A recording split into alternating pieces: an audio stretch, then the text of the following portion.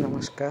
आज आपण जी वनस्पती बघणार आहोत ती आहे गंभारी. हिचं स्वरूप तुम्ही पाहिलं तर असं एक 15 ते 20 मीटरपर्यंत वाढणारा उंच वृक्ष असतो, ज्याला अशी हृदयाकार सिंपल पानं असतात, जी बाहेरून अशी स्निग्ध तुकतुकीत, ज्याला बॉटॅनिकली ग्लॅब्रस असं म्हणतात, तशी असतात आणि आतल्या बाजूने थोडी भुरकट रंगाची, ज्याला बॉटॅनिकली टोमॅटोज असं म्हणतात. ती मागच्या बाजूला असलेल्या रोमश छोट्या छोट्या फाईन हेअर्समुळे तशी दिसतात.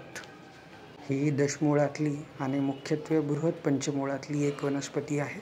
त्यामुळे ऑब्वियसली ती वातशमन आहे. मात्र फक्त तिचं मूळ आणि पत्र हे उष्णविरीय आहे. त्याचं फळ आणि पुष्प हे शीतविरीय आहे. गंभारीची अशी ही लालसर पिवळ्या रंगाची फुलं असतात आणि कच्ची हिरवी फळं असतात आणि हीच फळं नंतर पिकल्यानंतर गर्द पिवळ्या रंगाची, हिरवट पिवळ्या रंगाची दिसतात. चवीला गोडसर तुरट लागतात. चरकाचार्यांनी अगर्य संग्रहात काश्मरेफलम रक्तसंग्राहिकम रक्तपित्तप्रशमनानाम असं सांगितलेलं आहे.